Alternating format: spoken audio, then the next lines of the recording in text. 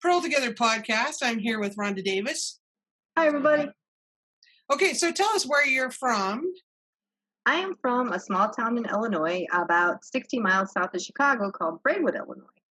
I actually grew up there, graduated high school, and then I moved to an even smaller town in South Wilmington, which is all around nuclear stations. And then I met my Andy and moved up to New Lenox and was there till we moved into the last part of 2017. Now Santa Maria. California. It's still too crowded for me, but okay. You mentioned earlier when we were visiting before I started recording, you mentioned that you've been crocheting for a long time. So while Purl Together is not a crochet focused site, but you that started with your craftiness and your love of yarn and all that. So how did you morph into knitting from basically a lifetime of crocheting? I had a neighbor and she crocheted, and it was one of those things that was just so interesting. She was a retired farmer's wife, and she would have me come over to dust her knickknacks. So shelves and shelves of all these little knickknacks. So wait a second. Were you a little kid and she got you to come over to dust her knickknacks? Was she one of those precious moments people with like... Oh, Hummels or Humbles or Hummels or whatever they're called. I don't know. I hate all of them, whatever you want to call them. So hours of doing that, and I'd see she had it made. She'd sit there, she'd drink her coffee and do her little crocheting. Finally one day I said, I tell you what, this is little 7-year-old Meg's little pudgy kid, right? And just sweating sweating herself off, getting all this stuff done. I said, I'll trade you, because she would pay me $1 an hour. And I said, I'll trade you doing your dusting to teach me how to crochet. So she did, and she gave me a boy size G. It's pink, I still have it, and a green skein of Red Heart Super Safe. That's what she gave me. And I made Barbie blankets. This was 1978, right? 1978. The blizzard hit that year, and that was what I did. I just kept playing with crochet. Funny. Yeah. So how did you get from that to knitting, though? Okay, so the progression is that small town, winters, not a lot of money. You just learn how to make yourself not bored. So I would crochet. And I had a really cool friend I worked with in '91 that taught me how to read a pattern. Mitzi Vodarchuk. We worked on. Hey Mitzi, shout out to Mitzi if you're there. Yes. She changed the world for me, because then it was like pattern after pattern, and still Red Heart though. Didn't go back. So Mitzi showed me how to read a pattern, and so then it was like a whole new world opened up. Right. So afternoons working at a warehouse for Oscar Mayer, so shipping those wieners. So they didn't care what we did as long as we were awake and did something. So we crocheted. So for about 2.5 years, that's what I did on afternoons, is I build out wieners and I crocheted. Sorry. Okay, this could go south really fast. Hot dogs, Oscar Mayer hot dogs. Frankenfurters. Yes, and Lunchables. Cool job. Have nothing but nice things to say about it, because it was boring, and then when it was busy, it was crazy. Right. But they didn't care as long as you worked. Right.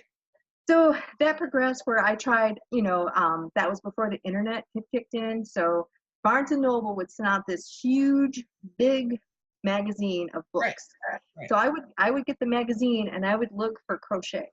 Because I'd already been through all of the Walmart stuff. Or Ben Franklin was the other little store. I've been through other patterns, right?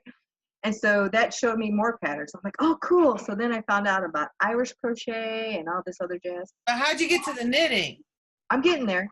So then 2004, my mom had me make 13 large queen size Afghans.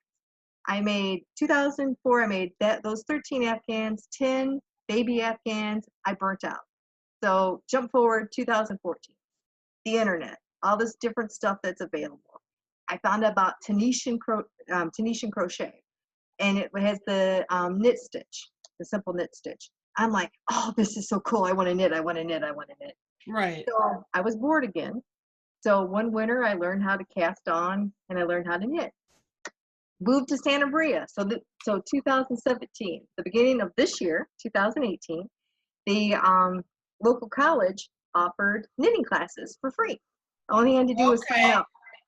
So I'm like, okay, I wanted to do this. I love the look of knitting. I joined that. I needed to get out, maybe meet people because, you don't want to be a hater. Well, and you're new to your community. And I think that, don't you think there are things that you can do with knitting that is either impossible or at the very least difficult with crochet? Absolutely. And my problem with knitting was that I didn't know what to do when I messed up. And there are great videos out there, but I hadn't run into them. And so I was really struggling. Like I could do fine until I messed up, and it was so frustrating because I didn't know what to do. Right. That's what that gave me. That gave me the confidence to mess up and fix it. Right. So great teacher, Rosalie Weddy. Shout out to Rosalie. She is awesome. She's still my teacher. Now she's my friend. Okay, so what was the first thing, did you start, like during that class, they have you do a scarf? What was your first actual project? Okay, so the first project I had was something I hated and I frogged it out. It was a little purse. I'm like, I'm never going to use this thing. Why am I even making it? So at that time, my dad had an episode where I had to go back to Illinois. I wanted to go back to Illinois, and I had a pattern, and I had yarn, and I had some circular needles. And so it was a trip of learning how to knit using a pattern, and I made a wingspan. Right. Okay, so for those of you watching, the wingspan is a shawl pattern, I think, if I'm remembering correctly, and I'll put the link down below. So it's on Ravelry, but I'll put it down below if you want to find that. I have looked at it. I think it's in my queue. I haven't done it yet, but I do know what you're talking about. So was that first pattern worsted weight, DK, fingering? DK. I did DK, and I used, why I started it is because I found Mandala, the Mandala DK yarn. Yeah. I found it for nothing, and I had it, and I'm like, oh, I want to use it for that. So, right. And isn't that the like color changing kind of? Yes. Yeah. It's like an ombre type thing going on. Mm-hmm. So it was rainbow, and I ripped that rainbow thing out 8 times. I was not rainbow mood by the time I got to the point I actually finished it, but I finished it. So where is it now? I actually gave it away. I don't keep anything. So I gave it to, who did I give it to? Oh, I knew it was. A girl I went to high school with. I had sent her, she had her first grandchild. So I sent that baby gift, and I sent her the shawl. Oh, nice. Yeah. Nice. Very nice. Cool. So what do you think so far is the most beneficial aspect for you of knitting? I mean, for you, is it like a tactile thing? Is it like a meditation thing? Like if you're just back and forthing with garter stitch and you kind of get in the groove, is it? It's creativity. Okay. For me, it's I've always wanted to do it. Like I always found, even though Crochet Sisters, I'm sorry, okay? But even though I've loved crochet my entire life, I always like knitting finished product more. Mm-hmm. I think it's more refined, not taken away from the crochet craft, but I think knitting's more refined and looks more professional, even though you do it. I'm not a pro, but it looks more of a good finished product. More finished, yeah. Yeah, and more something that you would buy someone would buy at a store. Right. Crochet can be really chintzy sometimes. Well, I think too, it's, for me, I don't care for crochet. I think I have some preconceived notions and memories of that, like, the granny squares and the like scritchy red heart yarn and I don't know. I don't care for how it looks most of the time. I don't care for those granny square patterns. You're a knitter. Your knitter's showing. I am a knitter, and I fully admit that. And my group is knitting. I mean, it's a single purpose group, and I fully admit that. Yes. There are some fantastic things you can do with crochet. I've seen some amazing like doily patterns and stuff, but I don't care for it enough to spend the time going and learning that.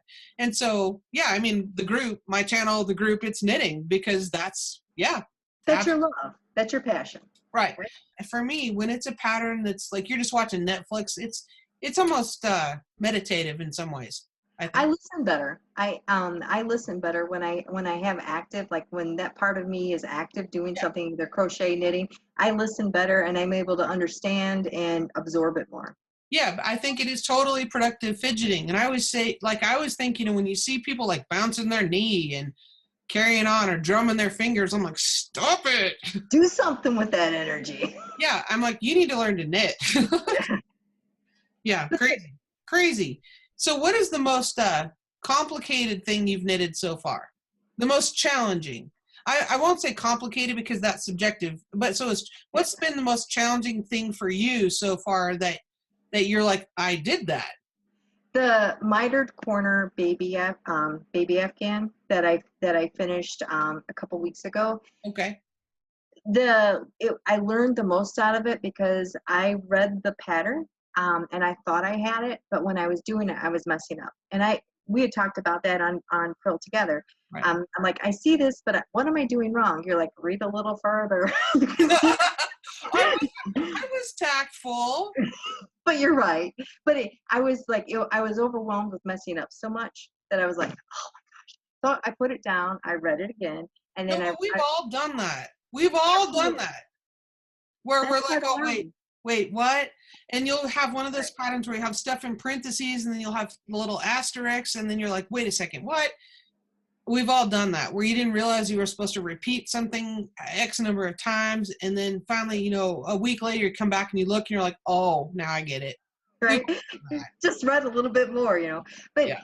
The thing about it, I think with even whatever craft you do, you know, right. whatever it is, as long as you keep at it, you know, we all learn at one time. We're all new to something at one time.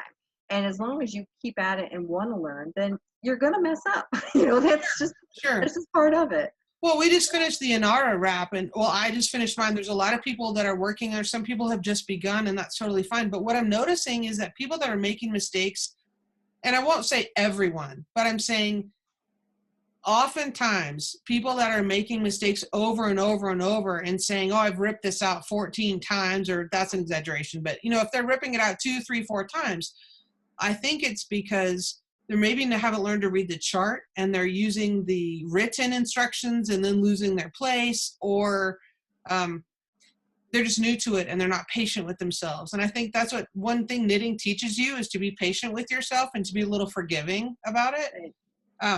Knitting is, for me, a personal evolution. I mean, you're never going to learn it all. I mean, it's all. And that's the beauty. Yeah, absolutely. And I think any craft is like that, unless if you keep challenging yourself to learn new things, you know. So like 8 times on the mitered square, I ripped it out 8 times, and then on the 9th try, I got it. And that, by the way, we'll put that link down below too. So message me the link to that, or I'll look on your Ravelry page and find it, and we'll put that in the video notes as well. Okay. And I got a note for you. But what is your, if people are curious to go look at your projects on Ravelry, send me, if you're okay with it, send me your Ravelry name and I'll link that below your project page down below as well. Will do, but please don't get mired in all 3 of them. I think we can handle it. Right? Yes. So what's on your needles? Tell everybody what's on the needles currently. And are you you're not project monogamous, or are you? Oh no, I'm not monogamous with my project. Okay. So tell us what you've got going on. I have 8 project bags right now. And what I do is I keep the things that I'm going to work on next, or the things I'm working on together, depending on what stage I am in the project. I have 8, and then I'll work on the one that I'm closest to. So this Easy Goes It shawl is what I'm working on now. And there is link down below, right? Giving myself a note. You have, wait a sec, time out. Hold on. If you have 8 projects going on, but you only have 3 things on Ravelry, how come you don't have your work in progress ones on Ravelry? Because I got 8 projects going on. But yeah. I know. I'm learning. When we had that the Ravelry Q&A session? Yeah. Yeah, that's when I started like, okay, I really need to get into this and start doing it. So as I pick up needles on the projects again, because right now I've just been focusing on the Easy Goes It shawl. When I pick them up again, then I'm putting it into Ravelry. So that way, Okay. yeah, Okay. I'm express. So hold that up. Show us what you got. I always go too fast, so hold on. And tell us what yarn you're using for that as well. Okay, so this was a clearance acrylic that I found in Joann's. It was in the clearance bin, regularly $9.99, and I got it for $4. What's it called? I'm trying to find it. It is Mandala. Oh, no, I'm sorry, not Mandala. It's Lion Brand Shawl and a Cake. And, yes, and it's wind chime. You're not gonna be able to see it. It's the wind chime. That's right. Just hold up the. Bam. Better? Oh yeah, right there, right there. Oh, it's sparkly. It's gorgeous. It's like little clouds. I just love it. So what's the fiber content of that? It's 100% acrylic. Okay, but you know what? Let me just take a moment to point out that Lion Brand acrylic, like that Shawl and a Cake, or like the some of their other acrylics, they have come a long way since Ben Franklin Red Heart. They have come a long way from the Super Saver Red Heart of the 70s and early 80s. Agreed. It's a little rougher than my favorite is merino wool. That's my absolute favorite. So when I work on a project with that and go to this, it's like, oh yeah, I can feel the difference. But it's beautiful. This color is just gorgeous.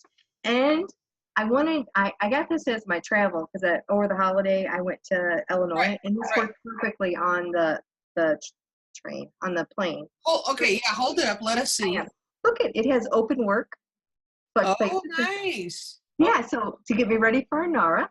And then this, I'll get you the right side. Here's the right side. It has like little ridge work on it. Okay. I don't know if you can see it. But it has sections of garter, then the ridge, then garter, then the open work, and then it works its way back through. So, so you're not bored with any one thing as you're going along. Right. Yes, it's a simple shawl, but not boring. And that pattern's free on Ravelry? Yes. Good. Okay. Yes. Yep. All that you're going to see that I'm doing is free as I'm learning. The Inara is like the only real knitting pattern that I purchased because I want to mess up on stuff I don't pay for again. And then the other thing that I have, this is the Yarn Aspirations, the knit envelope cardigan, which is going to be my first sweater, and I just cast on today. Nice. Project to follow on Ravelry. And what yarn is that?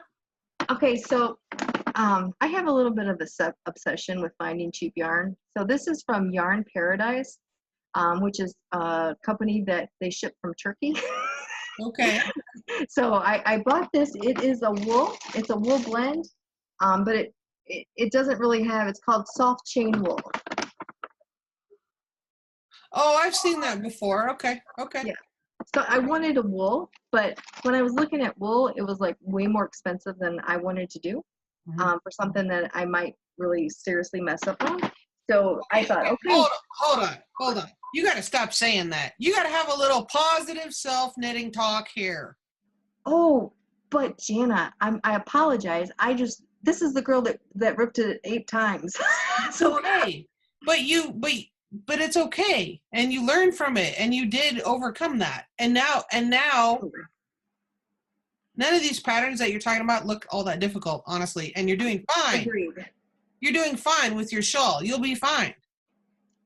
I hear you, and I appreciate it, and I agree.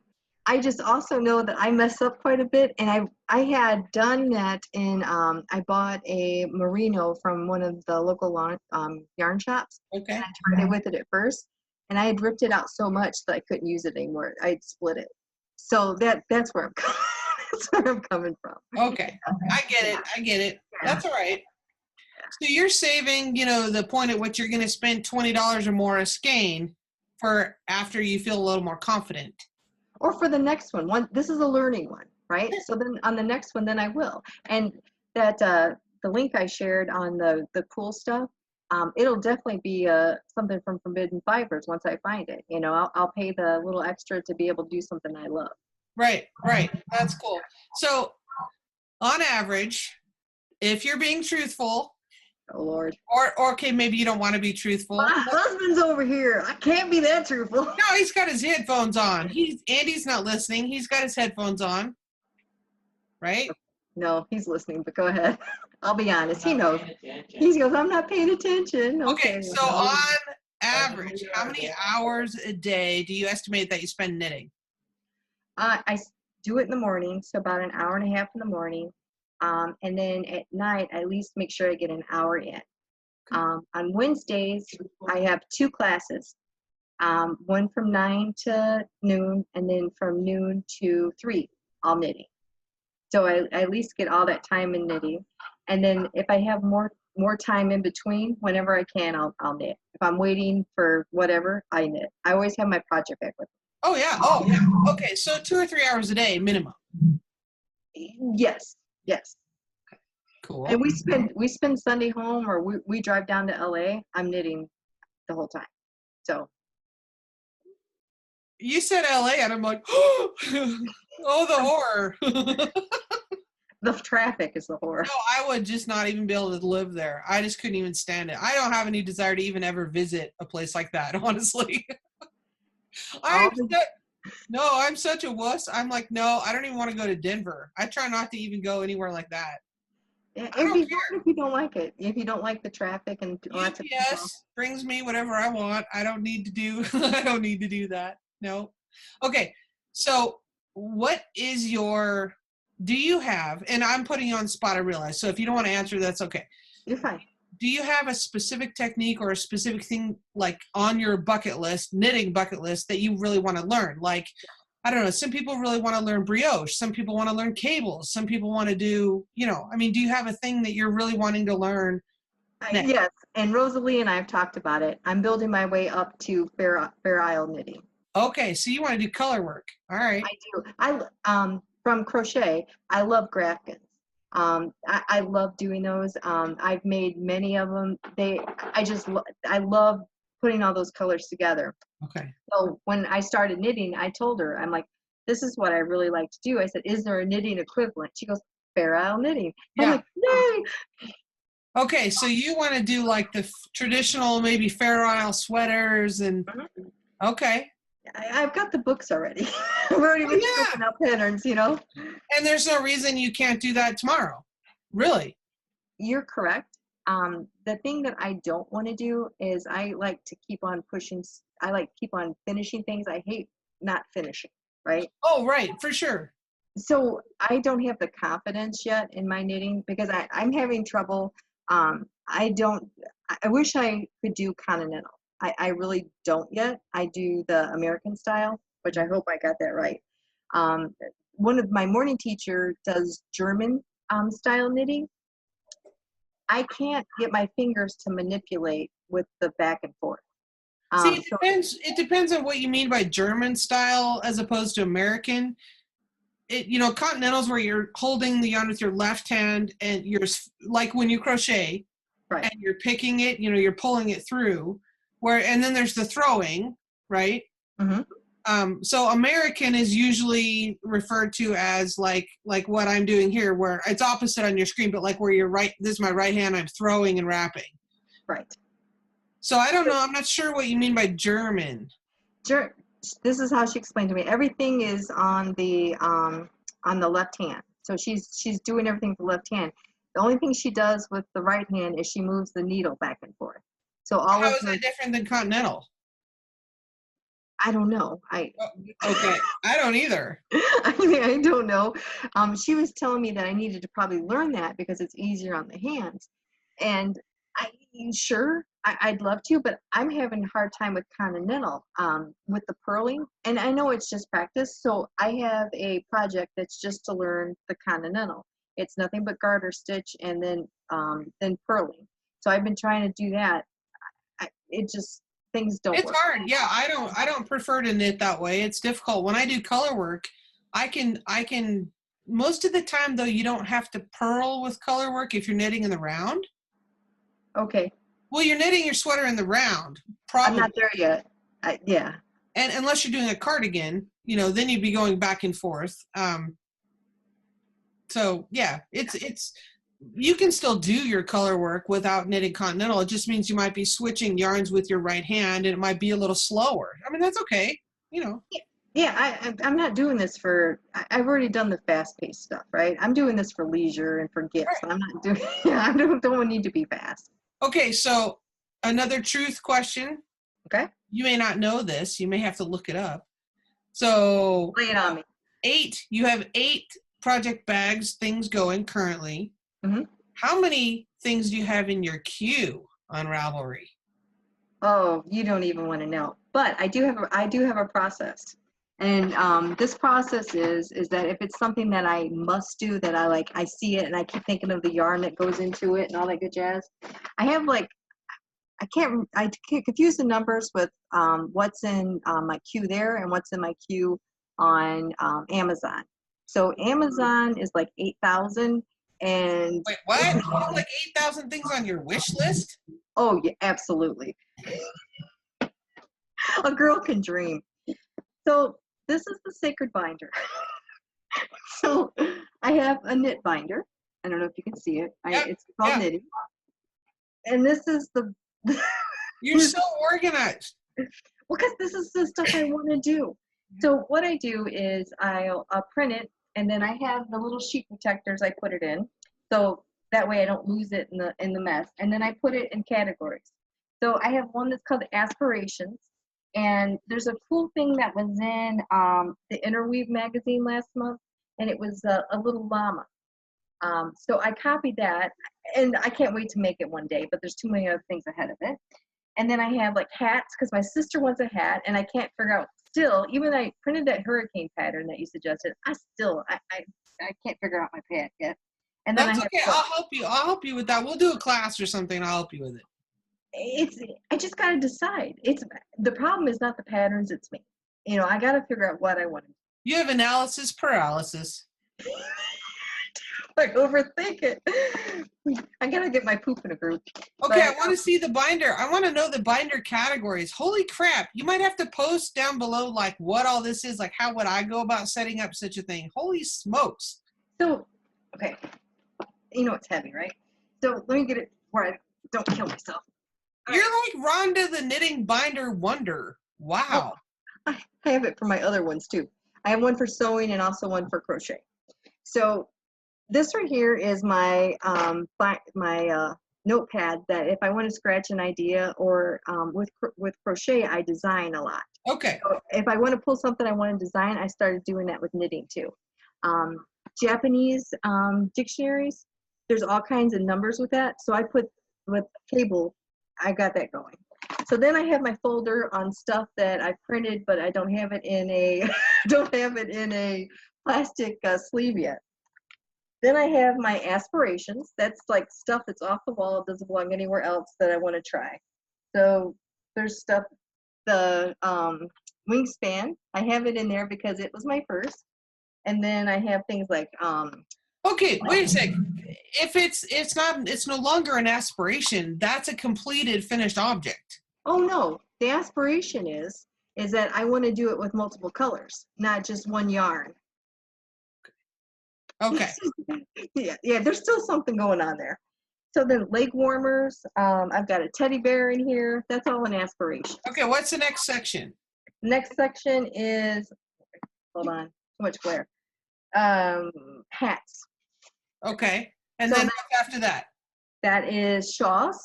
Okay. Then afghans, and then I don't know where the heck to put it, so I'm going to put it back here because I'm not aspiring to do it, but it looks cool, and I wanted to grab it while it was free. What was it? I'm on a couple of groups on Facebook that they'll send you, like when a designer sends out a pattern for free for a short time, they give you a heads up. Like a code? Say that again? Like they give you a code where you can download it with, okay. Yes, so I've got that, and it's something that looked like I really wanted to do, so I'll grab it and I'll put it back there, because I really don't know if I want to do it. I'm noticing that there's no category for socks. But Jana, I had something to share with you. I actually bought sock yarn to make socks. That's my 2019 thing I'm going to do. Oh, yay, you can do it. Yes. Now, if I have to rip that out more than 8 times, I don't know if I'm going to be done with it in 2019, but I'm definitely going to try. Yeah, I don't know if your yarn will withstand that much frogging. So I think you'll be all right. You know. we'll see. We'll see when we get there.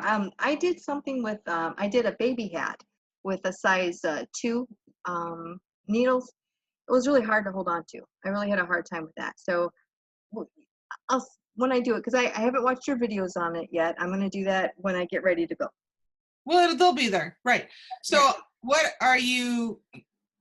So what is this? Like all the things you have in your 8 bags below your desk there that you pulled out. Those are all larger. I only have 3 by the desk. Okay. All right. In fairness, 3. But Yeah. those are all like bigger. It's not sock yarn. Those are bigger projects. Like what that Easy Goes It shawl, was that DK or was that fingering? It's fingering. Okay. That's fingering yarn. But you don't have a problem with that? I don't. But my needles are. Well, that's bigger needles, right? Right. It's the needle size. It's not the yarn. It's the. Okay. So yeah, because you're probably using a 3 or 4 for that shawl. I'm using a 3. Okay. Yeah, but the 2 with the hat, I really struggled with it. I had to really and it's just getting used to it, right? So once I've done a few other things, I'll be able to do it. But the holding, the tension, I had to take it down. I had to tink it a few times because my tension got off. Right. Right. And see, I'm used to that because I've done so many socks, but yeah, it does take getting used to. I usually knit my socks on ones or US ones, which is like 2.25 millimeter. And I know like there's a couple of people in our group that normally knit socks on zeros with 2.0 millimeter. So yeah.